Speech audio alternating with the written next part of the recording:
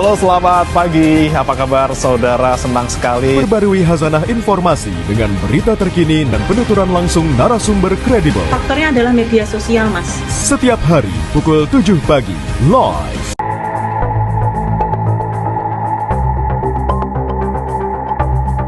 Alvaro Kiano, anak laki-laki berusia 6 tahun yang sebelumnya dinyatakan hilang 8 bulan silam, ditemukan meninggal dunia. Jenazah Alvaro ditemukan di dekat jembatan Cilalai, Desa Singabraja, Tenjo, Kabupaten Bogor. Tersangka pembunuhan terhadap Alvaro Kiano merupakan ayah sambung korban. Polisi bilang motif pembunuhan dipicu dendam ke ibu korban. Adapun motifnya yaitu dari komunikasi yang ada, motif dendam pribadi dengan jadi istri tersangka ini bekerja di luar negeri. Nah, akibat bekerja di luar negeri, dari hasil itu muncul adanya dugaan perselingkuhan yang dilakukan oleh istrinya. Nah, di situ ada motif tersendiri terhadap si tersangka ini.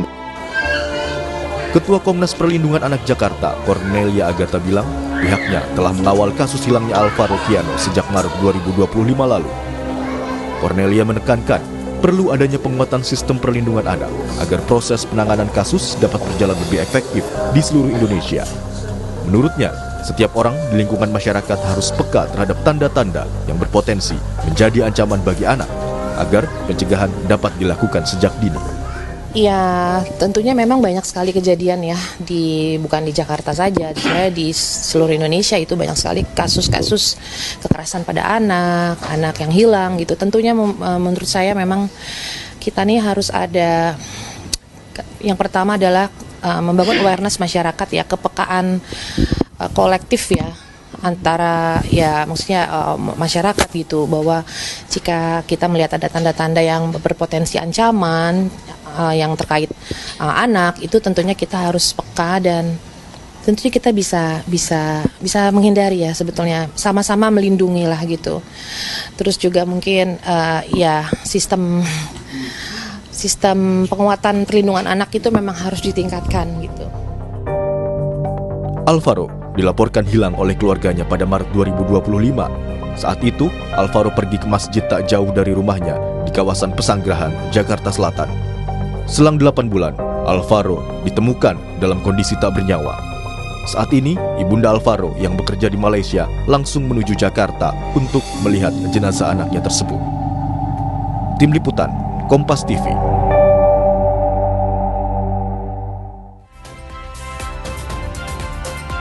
Pilu, saudara. 8 bulan dicari bocah 6 tahun Kiano Alvaro yang dilaporkan hilang akhirnya ditemukan, namun dalam kondisi meninggal dunia. Polisi bilang pelakunya merupakan ayah tiri korban. Kasus penculikan dan pembunuhan terhadap Alvaro Kiano menjadi alarm bahwa ancaman kejahatan terhadap anak nyatanya bisa datang dari orang terdekat. Kita akan ulas kasus ini bersama kriminolog Universitas Indonesia Adrianus Meliala. Prof. Adrianus, selamat pagi. Selamat pagi, Mas. Terima kasih diundang. Prof. sudah bergabung di Dialog Sapa Indonesia Pagi pada hari ini, dan juga sudah bergabung bersama kita Prof. Tugimin, kakek almarhum Alvaro. Selamat pagi Pak Tugimin. Selamat pagi. Oke, sudah tersambung. Pak Tugimin, bisa mendengar suara saya jelas ya? Ya, jelas ya. Oke, saya duluan ke Prof. Adrianus. Prof, bagaimana Anda melihat kasus kejadian menimpa Alvaro? Kekerasan justru ada di dalam keluarganya sendiri, diduga datang dari ayah tirinya. Analisis Anda seperti apa? Ya, memang sebagai pengamat saya melihat ada situasi anti klimaks ya. Ya. Kita bukan mengharapkan, tapi membayangkan bahwa penculikan ini dilakukan seperti halnya pada kasus anak Bilqis ya, sekitar 2-3 minggu yang lalu. Tapi ternyata dilakukan oleh bagian dari keluarga sendiri. Demikian juga ada pilot twist ya, di mana kemudian lalu tanpa kita belum mengetahui motif daripada upaya membawa lari anak tiri ini, kemudian sang pelaku bunuh diri. Ya, jadi kita dalam hal ini semacam kaget lagi nih ya. Pada satu sisi sudah relief, sudah lega bahwa betapapun meninggal, tapi toh Alvaro sudah diketahui, tapi ternyata pelakunya kemudian bunuh diri. Nah, ini semacam anti klimaks dan pilot twist yang mengiringi kasus ini. Demikian.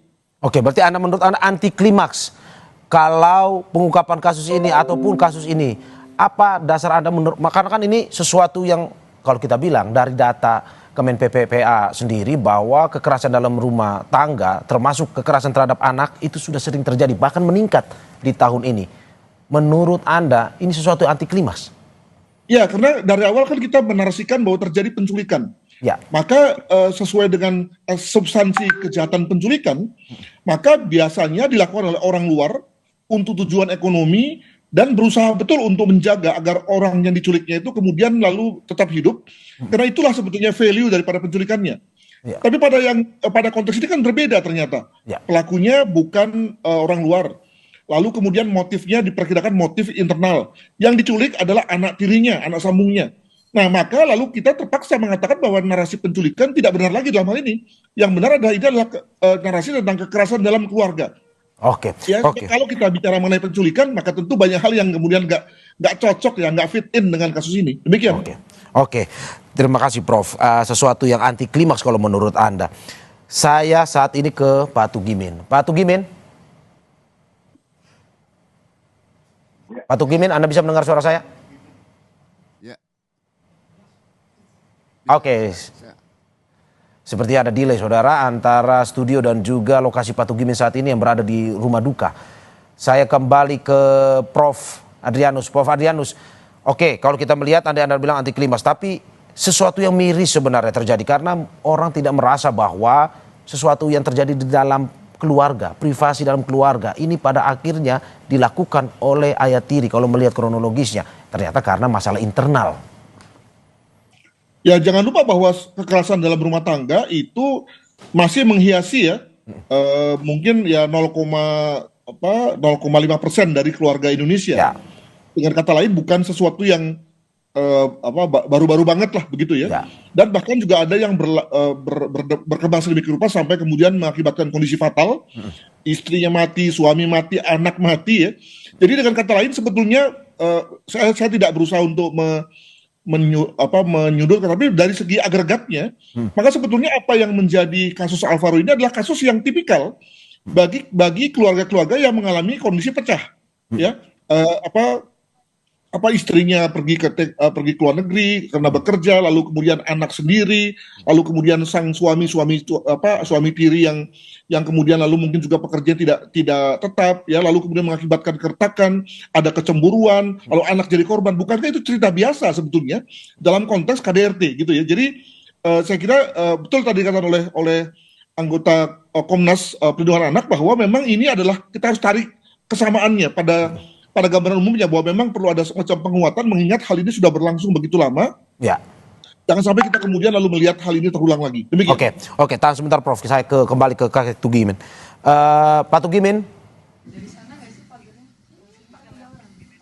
Ya. Oke, akhirnya bisa terhubung dengan kita. Pak Tugimin, saya langsung ke poinnya saja. Kemarin sudah ada konvers dari Polres Jakarta Selatan. Anda sesuai dengan kronologis yang Anda ketahui terkait dengan dugaan pembunuhan terhadap Alvaro ini? Untuk kronologis dari itu, saya memang juga kemarin itu juga ada di Polres, namun kita nggak ikut rilis kemarin karena saya waktu itu tidak diberitahukan bahwa saya sebetulnya ada di Polres, namun kita di lantai 3 kemarin itu. Dan kronologisnya itu saya juga sangat-sangat terpukul sekali ya dengan adanya kejadian dengan cucu saya yang akhirnya dan sehingga cucu saya menjadi korban pembunuhan, bahkan yang terjadi adalah cucu saya yang menjadi korban karena pelakunya itu adalah ayah tirinya sendiri gitu. Itu pun menurut keterangan yang saya dapatkan dari pihak kepolisian. Gitu. Oke, sebelum saya lanjut ke pertanyaan berikut, kami dari keluarga Kompas TV turut berduka Pak Tugimin atas kejadian yang menimpa Alvaro dan juga keluarga. Semua keluarga dikuatkan selalu. Pak Tugimin, dalam kronologis yang disampaikan oleh polisi, ada kejadian bahwa ayah tirinya yang menjadi tersangka itu sebelum pada akhirnya ditetapkan sebagai tersangka, ini malah justru membantu keluarga melaporkan ke polisi atas kehilangannya Alvaro. Betul seperti itu? Betul, betul. Pada waktu itu memang tanggal 6 Maret itu Alvaro itu hilang. Kita cari sampai kemana-mana nggak ketemu. Akhirnya juga ikut mengantar saya, laporan ke Polsek untuk melaporkan anak hilang gitu ya. Namun waktu itu dari Polsek itu datang pertama itu kita diarahkan karena belum 1 kali 24 jam belum bisa diterima untuk membuat laporan anak hilang. Terus akhirnya hari bisa pulang. Oke, Pak Tugimin, tidak ada kecurigaan waktu itu dari keluarga terhadap ayah tirinya ini? Waktu itu kita nggak ada kecurigaan kepada ayah tirinya atau mantu saya itu sebetulnya. Karena saya pikir bahwa sebelum-sebelumnya itu kelakuan itu sangat baik gitu. Sifatnya baik, sopan gitu. Kepada keluarga maupun kepada tetangga kita. Tapi akhirnya setelah kejadian ini kita juga baru tahu gitu. Kalau di balik kebaikannya itu ada hal-hal yang akan menyebabkan suatu musibah atau bencana bagi keluarga saya gitu. Oke, tapi apakah Anda pernah tahu bahwa selama ini ada permasalahan yang terjadi antara pasangan suami itu, ayah tiri dari Alvaro dan juga ibu kandung Alvaro, anak Anda? Ya kalau namanya rumah tangga mungkin pasti ada ya. Namun walaupun itu hal yang dialami dari suami istri itu memang pernah terdengar. Namun semuanya itu kan kita arahkan untuk supaya jangan ada keributan-keributan di dalam rumah tangga dan supaya berjalan dengan sebaik-baiknya. Apapun kesalahan ya namun jangan diperbesar gitu, maksud saya sudah saya katakan seperti itu. Namun ya kenyataannya akhirnya membawa suatu bencana kepada keluarga kami. Ya, oke. Saya kembali ke Prof. Adrianus. Prof. Adrianus, bagaimana Anda melihat ini bahwa keluarga, ya tadi seperti Pak Tugimin bilang, tidak mencurigai adanya seperti ini. Ini muncul dari permasalahan internal keluarga dan juga pada akhirnya ya keluarga pandai atau ayah tirinya pandai untuk menyembunyikan sesuatu yang ini merupakan kejadian besar sebenarnya. Melapor ke polisi padahal diduga ayah tirinya sendiri adalah pembunuhnya. Menurut Anda seperti apa ini? Ya, saya berusaha membayangkan apa yang terjadi dengan Alvaro dan ayah tirinya setelah disekap ya, atau setelah diculik lah begitu kalau kita pakai istilah penculikan. Dikatakan bahwa selama diculik lalu kemudian Alvaro dibunuh atau mati paling tidak dalam penguasaan ayah tirinya.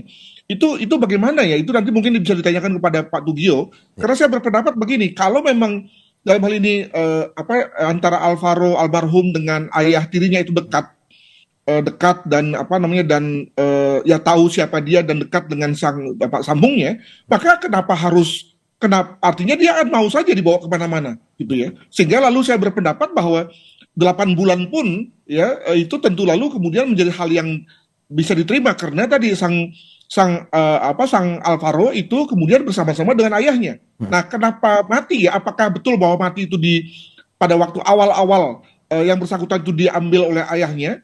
Dengan kata lain saya menduga nih bahwa Alvaro itu misalnya walaupun dia sayang ya, walaupun dia tahu bapaknya tapi merasa tidak nyaman tiba-tiba berada di tempat yang baru gitu ya, maka kemudian dia meronta, sakit dan kemudian lalu meninggal, atau memang dibunuh oleh ayahnya, atau sebetulnya Alvaro sempat hidup selama beberapa bulan sampai misalnya pada usia 7 atau 8 bulan penyekapan, barulah kemudian dia sakit dan setelah sakit lalu meninggal.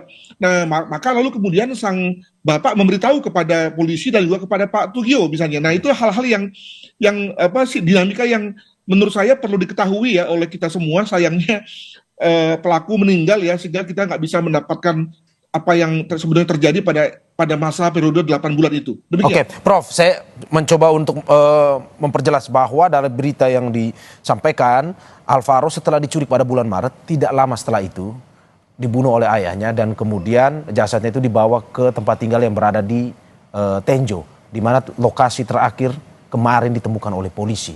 Itu yang dari yang beredar. Menurut Anda seperti apa?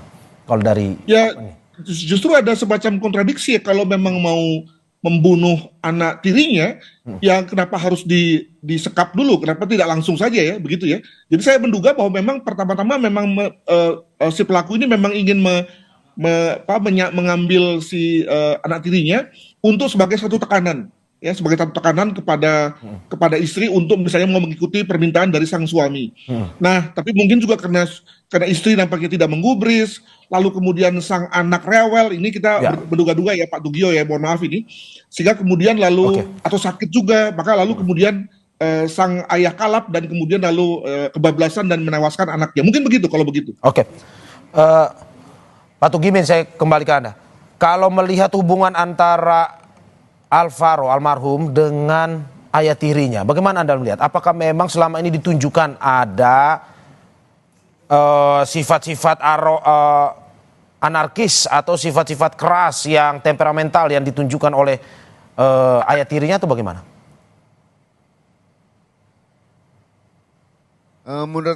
Menurut saya ayah tirinya itu memang sebetulnya sangat baik ya. Artinya kalau dia datang, ayah tirinya itu datang ke Bintaro, itu kan pada hari-hari libur gitu ya. Itu selalu mencari Alvaro untuk diajak main atau diajak jajan ke Indomaret. Bahkan anak Alvaro sendiri suka ditanya, mau beli apa dek, mau mainan apa dek, gitu. Jadi kalau datang itu selalu mengajak pergi untuk ke Indomaret, terus beli jajanan, beli makanan, sama beli mainan. Lalu diantar pulang kembali, terus ayah tirinya nggak lama pamitan pulang, gitu.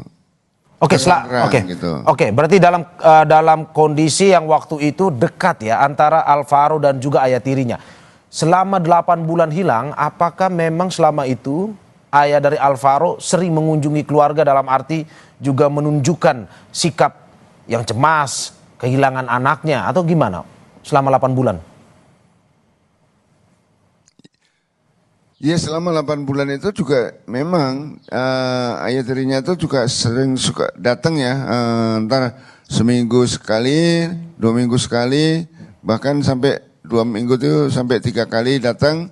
Dan pada waktu Alvaro hilang pun dia selalu ikut mencari, mengajak istrinya untuk mencari mutar kemanapun ada petunjuk-petunjuk, di mana ada petunjuk dia langsung jalan sama istrinya, dan bahkan tidak ada merasa dia itu sebetulnya sudah mempunyai rasa bersalah, tapi tidak ada. Bahkan biasa-biasa aja dengan keluarga kita, dengan istrinya di rumah sini itu kalau datang itu seperti itu. Bahkan sering mengajak mencari, ayo kita cari ke sana. Ya mereka jalan berdua juga sama istrinya, gitu. Oke, terakhir tersangka atau diduga ayah tirinya ini melakukan pembunuhan terhadap Alvaro ini kan oleh polisi, Pak Tugimin. Apakah sebelum itu, sebulan ataupun beberapa hari sebelum itu, dari pihak keluarga sudah mencurigai gerak-gerik dari ayah tirinya? Mungkin ini diduga juga nih pembunuhnya. Atau sama sekali sebelum akhirnya polisi yang menetapkan sebagai tersangka? Sebetulnya tidak ada ya kita mencurigain, menduga-duga, sebetulnya itu tidak ada, karena perilakunya itu baik sekali gitu loh. Dan menyembunyikan gerak-gerik bahwa dia sebetulnya dia pelakunya itu sebetulnya tidak kita curigain, karena apapun perilakunya dia itu memang sangat-sangat baik dan biasa gitu, tidak ada rasa mencurigain gitu. Bahkan kemarin karena itu dari pihak kepolisian dan dari Resmo pun juga istilahnya akhirnya menggali keterangan-keterangan yang detail kembali kepada keluarga kami sehingga ditemukan titik temu atau titik terang bahwa akhirnya ditetapkan sebagai tersangka, tunjuk sebagai bahwa ini pelakunya gitu, sehingga dari Polsek Pesanggerahan itu dapat menangkap gitu. Oke, berarti pelaku, ini saya mau menggambarkan, berarti pelaku kaget ketika ayah tirinya dijadikan tersangka karena tidak merasa curiga. Betul. Karena tidak merasa curiga dan bahkan terakhir itu hari apa itu sebelum itu langsung ditangkap dan rumahnya pun langsung digaris polisi. Oke, saya ke Prof Adrianus. Prof, bagaimana Anda melihat bahwa cerita dari Pak Tugimin ini, pelaku dari 8 bulan hilang atau sebelumnya ini mempunyai hubungan yang harmonis antara ayah tirinya dan anaknya. Bahkan selama 8 bulan pun keluarga dalam tanda kutip ya bisa dikelabui dengan sifat ataupun cara dari ayah tirinya ini yang memang tidak menunjukkan bahwa dirinya adalah seorang atau terduga pembunuh. Nah, menurut Anda apakah ini ada indikasi mungkin saja ya ini ada kegangguan jiwa dari si terduga dari si tersangka ini? Ya memang terdapat situasi tidak konsisten ya. Ya. Kalau di awal dikatakan bahwa motifnya adalah karena tidak senang dengan Ibu Alvaro, ya ada semacam ketegangan antara suami istri, ya hal mana itu adalah hal biasa, sehingga lalu kemudian anak dijadikan umpan lah begitu ya. Nah tetapi kemudian lalu setelahnya tadi dikatakan oleh Bapak bahwa hubungannya baik-baik saja, ya kan? Ini kan satu hal yang tidak konsisten. Demikian juga kalau misalnya dia benci dengan Alvaro sebagai satu bentuk representasi kebencian terhadap istrinya, ternyata menurut Bapak itu dia sayang dengan anaknya. Sorry Prof, saya potong. Yang tidak konsisten ini kronologis dari polisi atau pengakuan dari keluarga? Bukan, tentang si tersangka, si pelaku ini, ya. Jadi kalau kita memakai pendekatan bahwa dia adalah orang yang benci dengan istri dan anak, maka ternyata tidak, gitu kan? Ya. Kalau dia dikatakan sebagai orang yang jahat atau orang yang tidak berhubungan baik, ternyata tidak, begitu. Jadi tidak konsisten. Nah, apa dong kalau begitu alasan dia mengambil anaknya? Itu saya bisa memahami itu. Ada kemungkinan misalnya dia ingin mengentarkan sang istri bahwa agar kemudian lalu misalnya balik ke Indonesia atau semakin baik dengan dia. Atau juga dengan begitu lalu kemudian dia makin perhatian pada anaknya misalnya begitu ya. Demikian juga dia mengambil anak itu lebih dalam konteks kemudian lalu memberikan perhatian bisa saja. Tapi lalu kemudian soal meninggalnya ini yang saya kira lalu menjadi tidak terlalu jelas bahwa apakah benar anak ini itu karena meninggal karena sakit, karena dalam hal ini karena tinggal di tempat yang baru sendirian jauh dari kakek nenek gitu ya. Maka kemudian walaupun dia bersama dengan bapak dirinya, dia lalu merasa terganggu dan sebagaimana kita ketahui anak kan sensitif ya, sehingga lalu kemudian dia sakit dan kemudian lalu makin lama makin menurun dan kemudian tewas atau sengaja ditewaskan oleh ayahnya. Hal mana kalau yang kedua ini sekali lagi ini lalu berbeda dengan anggapan yang dimunculkan oleh mertua. Nah ini yang menurut saya masih satu misteri nih, entah dengan cara apa kita kemudian bisa mengetahui motif ya, dan juga kemudian sebab matinya. Apakah memang benar karena penyakit atau karena dibunuh? Itu saya kira perlu menjadi kejelasan. Oke, kalau dari kronologis polisi kan kemarin memang sengaja dibunuh oleh ayah tirinya, Prof. Ya itu dia, itu juga tidak konsisten. Sebab kalau dia bunuh, kenapa harus dibunuh? Wong dia sayang sama anaknya kok, ya Pak ya. Jadi itu yang lalu menjadi hal yang tidak konsisten pada cerita tentang si pelaku ini. Oke, Prof. Nah itu pertanyaan saya, apakah ini ada indikasi gangguan kesehatan mental maksudnya? Karena tidak konsisten itu. Tentu kita butuh beberapa indikasi yang lain ya untuk kemudian bisa mengestablish bahwa memang ada gangguan pada dirinya. Demikian, saya belum bisa sampai pada kesimpulan itu. Oke, saya kembali ke Pak Tugimin. Pak Tugimin, melihat akhirnya kemarin ada informasi dari polisi. Tersangka ditahan, tapi pada akhirnya meninggal di tahanan.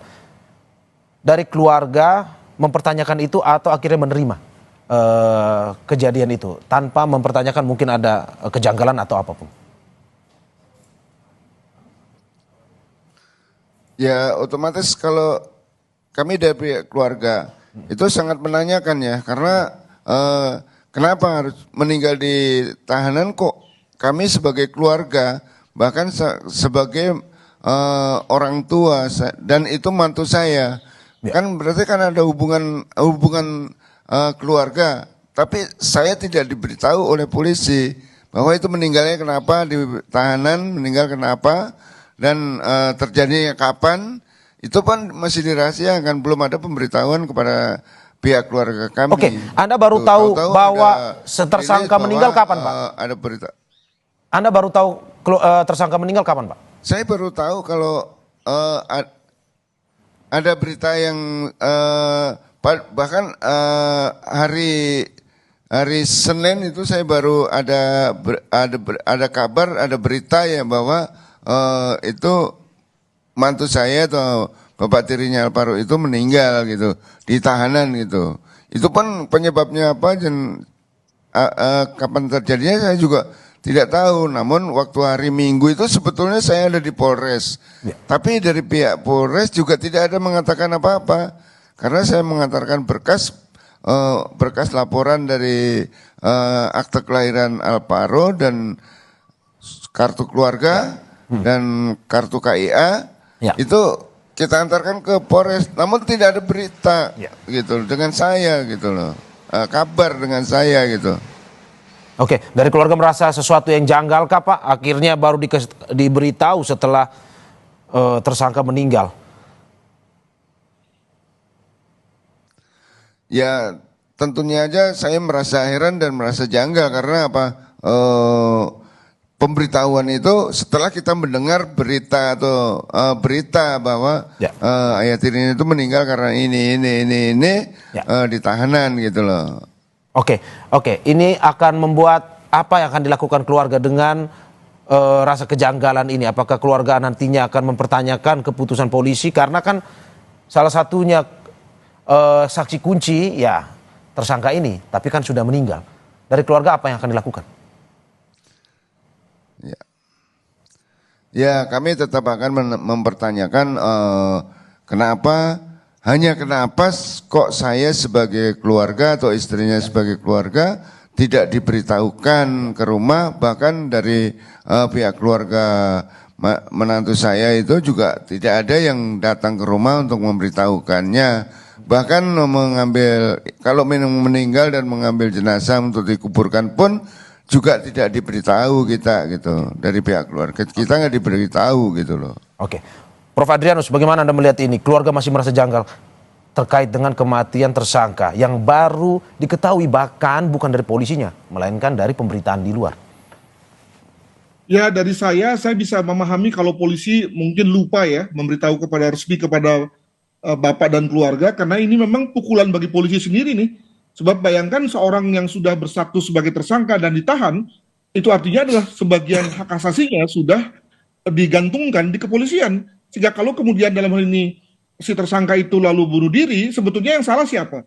Ya, salah adalah polisi kan. Jadi polisi sendiri seperti tertampar dengan situasi itu, ya pasti dirinya dipersalahkan, nggak ada excuse lain yang bisa diambil selain daripada ya polisi salah gitu ya. Maka saya kira waktu 1-2 hari kemarin itu lebih kepada polisi gagap dan mencari tahu apa yang terjadi ya, lupa memberitahukan kepada keluarga. Saya kira itu. Sesuatu yang lumrah kah, Prof? Lupa untuk memberitahukan ini keluarga yang menjadi korban, Prof? Sama juga tidak lumrahnya ada orang yang meninggal di ruangan konseling. Sama sekali tidak bisa diterima itu sebetulnya. Apalagi kalau itu terjadi di Polres Jakarta Selatan loh.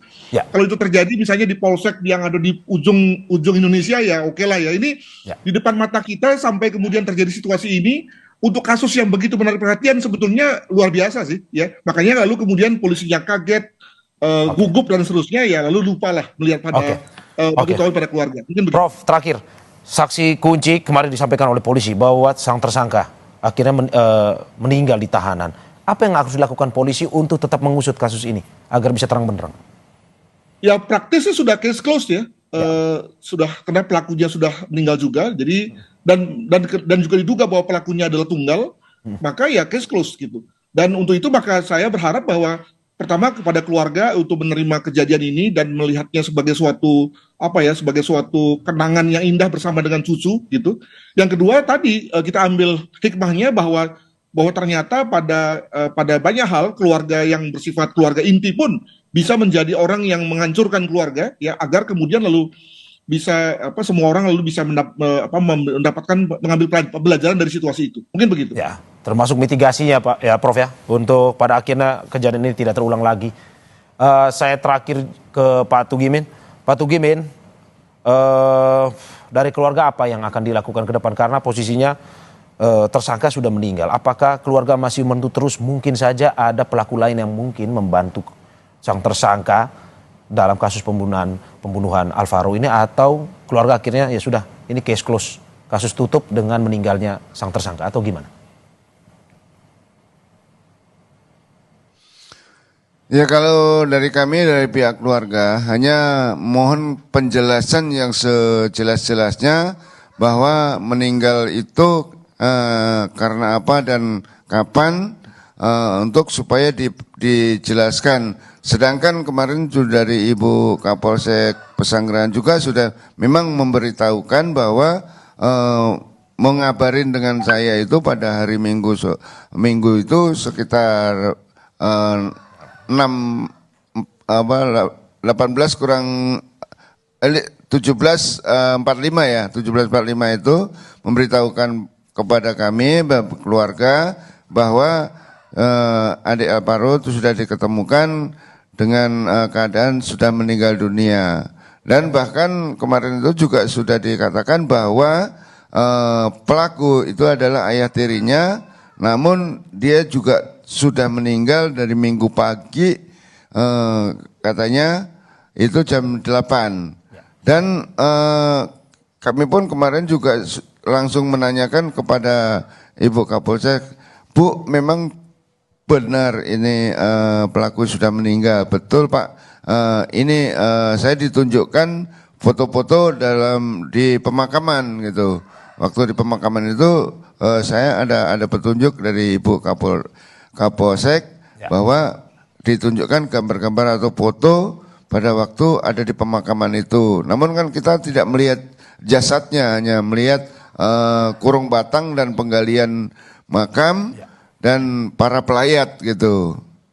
Itu kita sebenarnya masih mempertanyakan apakah betul itu si pelaku yang meninggal dengan cara bunuh diri gitu. Itu menurut saya juga masih sedikit agak mempertanyakan kondisi itu sebetulnya dari pihak keluarga kami gitu.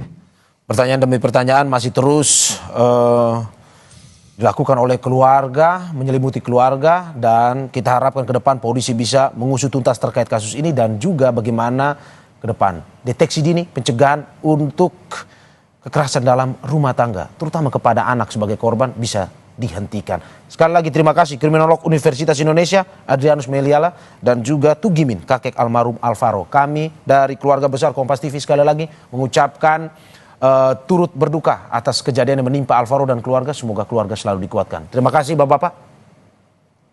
Sehat-sehat selalu. Undur diri, bye-bye.